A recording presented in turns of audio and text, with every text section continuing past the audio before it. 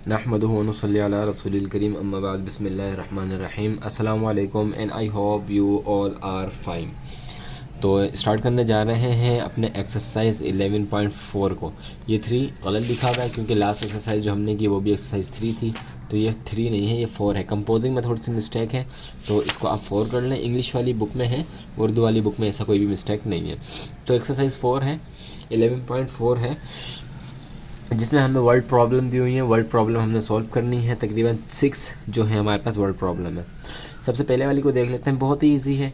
कह रहे हैं कि अ लेडर एक सीढ़ी है, रेस्ट अगेंस्ट अ वॉल, जिसने टेक लगाई हुई है दीवार पर, as shown in the figure, जैसा कि आपको यहाँ पे बताया गया है। It makes an angle of 60 degree, ये 60 डिग्री का एंगल बना रही है। सही है, ये दीवार है, ये सीढ़ी लगी हुई है जो कितने डिग्री का एंगल बना रही है, 60 डिग्री का एंगल बना दी है विद द फ्लोर, छत से। If foot of the ladder is 3 metre away from the wall, अगर वो जो पाया है, सीढ़ी का जो नीचे वाला हिस्सा है, जो पाया है जिस पे सीढ़ी खड़ी है, अगर वो 3 मीटर दूर है दीवार से, what is the length of ladder, तो अब बताओ कि ये सीढ़ी है, इसकी लेंथ कितनी है। ये दीवार है, सही है, और ये 3 फीट दूर सीढ़ी यूँ लगाई है और यूँ सीधी जा रही है ऊपर की तरफ। तो कह रहे हैं कि बताओ कि इसकी जो लेंथ है सीढ़ी की वो कितनी है। तो चलते हैं अपने नोटबुक की तरफ और इसकी लेंथ भी हम मालूम कर लेते हैं। चलें जी, पार्ट 1 फिगर हमने बना ली। अब मुझे आप ये बताएं कि ये जो चीज़ है, ये राइट से ये एंगल बन रहा है ना, ये 70 डिग्री का एंगल बन रहा है।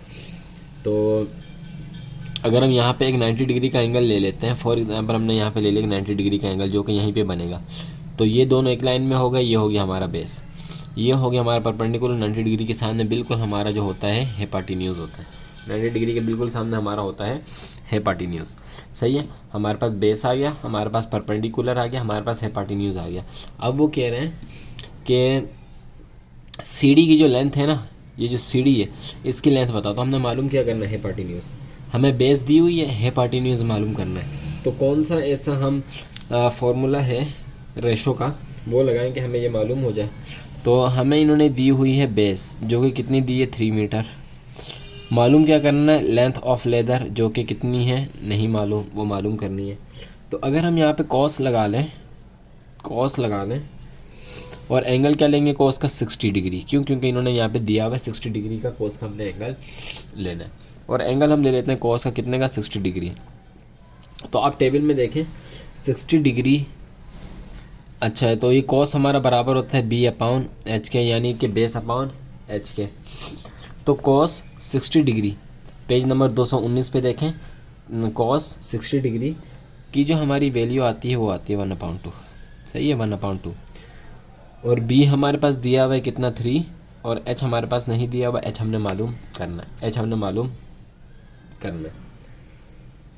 तो नीचे वाला डिनोमिनेटर मालूम करना है ना। एक फ़र्क समझ लीजिएगा, डिनोमिनेटर मालूम करना है। तो जब डिनोमिनेटर मालूम करना हो सबसे पहले डिनोमिनेटर को ले जाएं इधर। तो ये हो गया h 1/2 इज़ इक्वल टू 3। सही है। अब इसको दोबारा इधर ले आए। जब न्यूमिनेटर मालूम करेंगे तब ये पूरे सिस्टम नहीं करेंगे, उसके लिए इंशाल्लाह आगे आ जाएगा। लेकिन जब डिनोमिनेटर मालूम करना है, पिछले सवालों में हमने किया था ये कि जब डिनोमिनेटर मालूम करना हो तो इस तरह से हम एक स्टेप करते हैं कि ये जो है एच को हम इधर ले आते हैं। सही है, ये इसके साथ मल्टीप्लाई हो जाता है। अब इसको हम उधर ले जाएंगे तो ये एच के साथ मल्टीप्लाई हो रहा है। सही है, इसके नीचे कुछ नहीं है, 1 है। एच को 1 के साथ मल्टीप्लाई किया तो 1 क्या बच गया, 2। तो H is equal to 3 multiply by 2। सही है, एच को 1 से मल्टीप्लाई किया तो 1 आया, 1 एच हो गया, 1 हम नहीं लिखते हैं, बाकी बच गया 2 जो कि इसके साथ और उधर डिवाइड। अब हम इस 2 को ले गए इस तरफ, तो ये हो गया 3 से मल्टीप्लाई। तो एच इज़ इक्वल टू हो गया 3 2 6 मीटर। ये हो गया हमारा इसका आंसर। सही है, इजी क्वेश्चन था और हमने इसको कर लिया सॉल्व। चलते हैं इसके नेक्स्ट क्वेश्चन नंबर 2 की तरफ और उसको भी देख लेते हैं। क्वेश्चन नंबर 2 में कह रहे हैं कि the foot of a pillar is at a distance of 200 metre from a point of a ground as shown in the figure. कह रहे हैं कि ये पिलर एक लगाया हुआ है और ये ग्राउंड से 200 मीटर की दूरी पर है, फासले पर है। The angle which the pillar makes from the point is 45 degree. तो अब ये जो एंगल जो मेक कर रहा है ना, ये कितने डिग्री का, 45 डिग्री का। Find the height of the pillar. तो ये जो पिलर है ना, अब इसकी हाइट फाइंड कर लो। पहले हमने हाइपोटेन्यूज फाइंड करना था, अब हमने क्या फाइंड करना, परपेंडिकुलर फाइंड करना है। Find the height of the pillar. सही है, इन दोनों सवालों में यही फ़र्क है, पहले हमने हाइपोटेन्यूज मालूम करना था, अब हमने परपेंडिकुलर फाइंड करना है। क्वेश्चन नंबर 2 है, देख लेते हैं। तो ये हमारा हो गया हाइपोटेन्यूज, ये हो गया हमारा परपेंडिकुलर, ये हो गया हमारा बेस। बेस हमें दी हुई है, परपेंडिकुलर हमने मालूम करना है। तो परपेंडिकुलर मालूम करने के लिए हम 10 लगा सकते हैं। तो 10 लगा दिया, और एंगल कितना लेंगे, 45 डिग्री का, जो इन्होंने हमें दिया हुआ है। 10 हमारा बराबर होता है परपेंडिकुलर अपॉन बी के, परपेंडिकुलर अपॉन बी के। तो 10 अगर 10 45 डिग्री को देखें तो ये बराबर होता है 1 के, इज़ इक्वल टू परपेंडिकुलर मालूम करना है, और बी हमें दिया हुआ है जो कि कितना है 200। अब देखें ऊपर वाले सवाल में हमने डबल गेम खेला था। डबल गेम क्या खेला था, एच को पहले इधर लेके गया, फिर 1/2 को इधर लेकर आए। क्यों, क्योंकि हमने नीचे डिनोमिनेटर मालूम करना था। लेकिन जबकि इसमें हमने ऊपर न्यूमिनेटर मालूम करना है, तो हम सिंपल कर लेंगे, ये डिवाइड हो रहा है, यहाँ जाके मल्टीप्लाई हो जाएगा। तो जब 1 को मल्टीप्लाई कर देंगे, p इज़ इक्वल टू 1 को मल्टीप्लाई कर देंगे 200 के साथ, तो हमारा जो आंसर आएगा वो क्या आ जाएगा, p is equal to 200 metre. सही है, हमारा जो आंसर आ जाएगा 200 मीटर हमारा आंसर आ जाएगा। सही है जी। तो ये हो गया, हमने इसको भी कर लिया सॉल्व। चलते हैं इसके नेक्स्ट क्वेश्चन, क्वेश्चन नंबर 3 की तरफ। क्वेश्चन नंबर 3 एक खूबसूरत सी फिगर है जो कि हम कॉपी में नहीं बनाएंगे, इसलिए आपको यहाँ पे समझना होगा। कह रहे हैं कि in the bank of a sea, उसके समंदर के दरमियान में, there is a light house, एक लाइट हाउस है। बैंक यानी कि समंदर के किनारे पे एक लाइट हाउस है, there is a light house, जिसकी हाइट कितनी है 170 मीटर। उसकी हाइट कितनी है 170 मीटर है। A ship standing in the sea, एक शिप है जो समंदर में खड़ी है, makes an angle of 30 degree, जो 30 डिग्री का एंगल बना रही with the top of the light house, light house के टॉप से, ऊपर से। As shown in the figure, जैसे कि हमने आपको तस्वीर में बताया है। फाइंड द डिस्टेंस, अब हमने डिस्टेंस मालूम करना है, यानी कि क्या फाइंड करना है, बी फाइंड करना है। अब क्या फाइंड करना है, बी। पहले हमने हाइपोटेन्यूज फाइंड किया था, फिर हमने परपेंडिकुलर फाइंड किया, अब हमने डिस्टेंस यानी कि बी फाइंड करना है। यहाँ से लेकर जो यहाँ तक नीचे वाली लाइन है, ये है डिस्टेंस है, ये हमने फाइंड करनी है। Distance between foot of a light house and the ship, light house के इससे और यहाँ से जो डिस्टेंस इसका बन रहा है वो हमने फाइंड करना है। तो चलिए इसको फाइंड कर लेते हैं। चलिए, अब जो चीज़ हमने फाइंड करनी है वो बी फाइंड करना है, यानी कि बेस फाइंड करना है। तो बेस के लिए हम लगा सकते हैं 10, और एंगल कितना लेंगे 30 डिग्री का, जो कि इन्होंने हमें दिया हुआ है। ये बराबर होता है हमारा परपेंडिकुलर अपॉन बी के, परपेंडिकुलर अपॉन बी के। अब डिनोमिनेटर फाइंड करना है ना, तो वही वाला काम होगा कि इसको उधर लेके जाएंगे, फिर दोबारा उसको उधर लेकर आएंगे। तो 10 1/3 इज़ इक्वल टू हमारा होता है 1√3 इज़ इक्वल टू परपेंडिकुलर 170, और बी हमें मालूम करना है। तो 1/√3 ऐसे ही रहेगा, बी इधर आ जाएगा, और इज़ इक्वल टू हो जाएगा 170 के, इज़ इक्वल टू हो जाएगा 170 के। बी को 1 से मल्टीप्लाई कर दें तो बी आ जाएगा, 3√3 को उधर ले जाएं तो 170 मल्टीप्लाई बाय √3। √3 मालूम कर लें, जब √3 मालूम कर लेंगे तो हमारे पास जो √3 का आंसर आ जाएगा वो आएगा B is equal to 170 multiply by 1.732 आएगा। तो ज़ीरो हम नहीं लगाते, आखिर में वैसे ज़ीरो आएगा। तो ये बी इज़ इक्वल टू हो गया 170 को जब मल्टीप्लाई करेंगे 1.732 से, तो ये हो जाएगा 294 मीटर। सही है, आपका हो सकता है कुछ उसमें आंसर आए, पॉइंट्स में आंसर आए, तो यही हो जाएगा हमारे इसका आंसर। हमने जो डेसिमल है वो ख़त्म कर दिया और राउंड ऑफ करके हमने पूरा आंसर यही लिख दिया। तो ये था इसका क्वेश्चन नंबर 3। चलते हैं इसका नेक्स्ट क्वेश्चन, क्वेश्चन नंबर 4 की तरह। काफ़ी आसान क्वेश्चन है, आप पहले प्रैक्टिस करके आए हैं, भरपूर आपने प्रैक्टिस की, 11.1 से आप प्रैक्टिस करने में लगे हुए हैं, तो ये वाले आंसर जो हैं आपके लिए बहुत ही ईजी होंगे। चलते हैं इसके नेक्स्ट क्वेश्चन, क्वेश्चन नंबर 4 की तरफ, और क्वेश्चन नंबर 4 को भी सॉल्व कर लेते हैं। क्वेश्चन नंबर 4 में कह रहे हैं देयर इज़ अ फ्लैग पोल, एक झंडे का डंडा लगा हुआ है, यानी कि पोल लगा हुआ है, as shown in the figure, जैसे कि ये आपको बताया गया है, शो इसमें दिखाया गया है। The angle of the top of the flag pole from the point on the ground 20 metre away from the foot. तो ये जो अच्छा point on the ground 20 metre away from the foot of the pole is 30 cent. अब ये जो इसकी जो height है ना, ये कितने दूर है, 20 मीटर है, और इसका जो एंगल बन रहा है 30 का बन रहा है। Find the height of the pole. अब ये कह रहे हैं जो पोल की हाइट है ना, ये फाइंड करो। पोल की हाइट फाइंड करनी है, इसका मतलब है कि हमने परपेंडिकुलर फाइंड करना है। तो चलिए हम इसका परपेंडिकुलर जो है वो फाइंड कर लेते हैं। क्वेश्चन नंबर 4 पे हमने करना है परपेंडिकुलर फाउंड।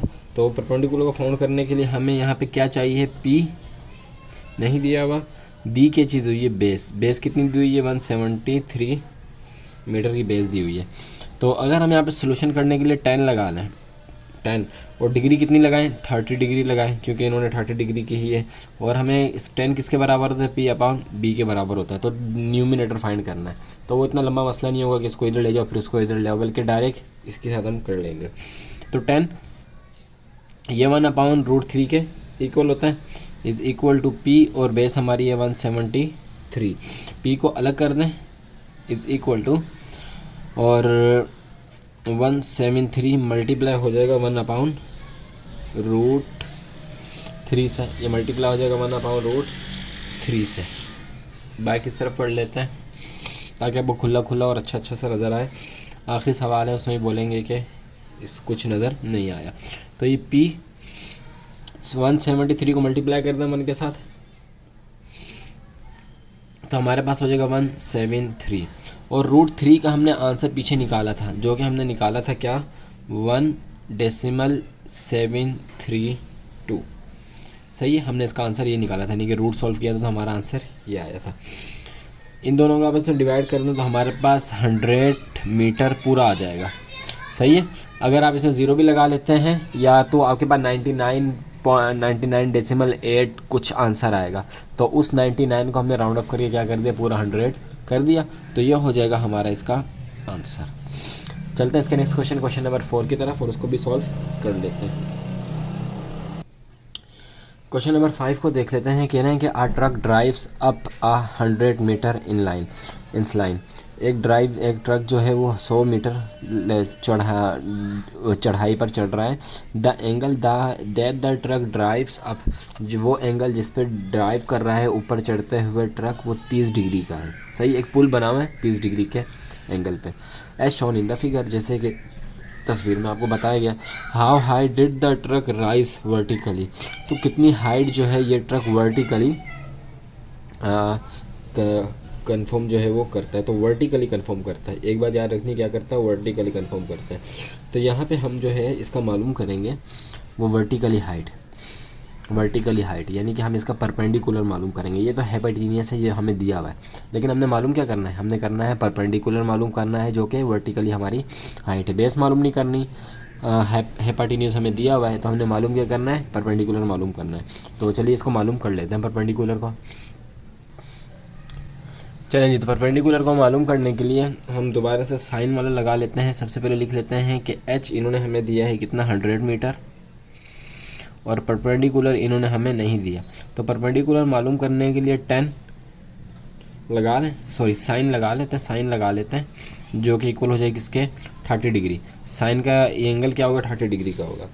और साइन जो हमारा होता है परपेंडिकुलर अपॉन h होता है, तो इसमें साइन 30 डिग्री का एंगल हमारा इक्वल होता है 1/2 के, और परपेंडिकुलर हमने मालूम करना है। h हमें दिया हुआ है कितना, 100 मीटर का। तो p को अलग कर दें, इज़ इक्वल टू, सही है, और 1/2 ये मल्टीप्लाई हो जाएगा किससे, 100 से। तो 2 1 ज़ा 2, 250 ज़ा 100। तो P यहाँ लिख लेते हैं, जो P हमारा इक्वल हो गया वो किसके हो गए, 50 मीटर के, और यही हो गया हमारा इसका आंसर। सही जी, ये वाला क्वेश्चन भी आसान था। चलते हैं इसके नेक्स्ट क्वेश्चन, क्वेश्चन नंबर 6 की तरफ। अच्छा, क्वेश्चन नंबर 6 को सबसे पहले पढ़ लेते हैं। कह रहे हैं कि 2 trees at points of P and Q are on the side of a road. 2 दरख्त हैं ट्री पी ओ, एक पी और ओ है, और दूसरा जो है वो है is a perpendicular P Q, और एक पी और क्यू है, पी और क्यू है। सही, अब देखें क्या कह रहे हैं। पी और क्यू रोड है, सॉरी पी और क्यू रोड है, दो हैं आर क्यू और पी और ओ। देख लेते हैं क्या कह रहे हैं। Two trees at the point of P and Q are on one side of a road, एक रोड के एक साइड पर है। ट्री पी ओ जो है is perpendicular on the road P Q, ये परपेंडिकुलर है रोड के पी क्यू के ऊपर। पी क्यू जो रोड है उसके ऊपर परपेंडिकुलर है, as shown in the figure. Height of P O की जो हाइट है is measured to be 80 metre, तो इस दरख्त की हाइट कितनी है, 80 मीटर है। The angle P O Q का जो एंगल है इज़ मेजर 30, तो उसका एंगल कितना बन रहा है, 30 डिग्री का बन रहा है। What is the horizontal distance between the trees, अब ये जो हॉरिजॉन्टल डिस्टेंस है इन दोनों ट्रीज़ में ये क्या है। तो इस सवाल को हम दो तरह से सॉल्व कर सकते हैं। पहला सवाल जो हम जिस तरह से हम इसको सॉल्व कर सकते हैं वो ये है कि हम परपेंडिकुलर ले लें और बेस मालूम कर लें। दूसरा कि हम बेस ले लें और परपेंडिकुलर मालूम कर लें।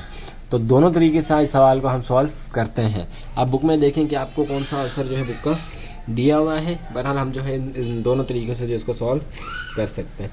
तो इस जगह पे हम लगा लेंगे 10 और कितना डिग्री लेंगे, 80 डिग्री का लेंगे, जो कि बराबर हो जाएगा पी अपॉन बी के, 10 30 degree 1√3 is equal to P दिया हुआ है 80 और बी हमने मालूम करना है, तो ये हो गया बी। तो वही सारी कहानी हो जाएगी, बी को पहले इधर लेके चले जाएंगे, तो 1/√3 के साथ ले जाएंगे बी को, इज़ इक्वल टू 80। अब 1/3 को इधर ले आएंगे, अच्छा 1 को मल्टीप्लाई कर देंगे बी के साथ, तो सिर्फ हो जाएगा बी, और 80 ये इसको इधर ले आएंगे तो ये हो जाएगा इसके साथ मल्टीप्लाई, क्योंकि इसके साथ डिवाइड हो रहा था, उसके साथ क्या हो जाएगा मल्टीप्लाई।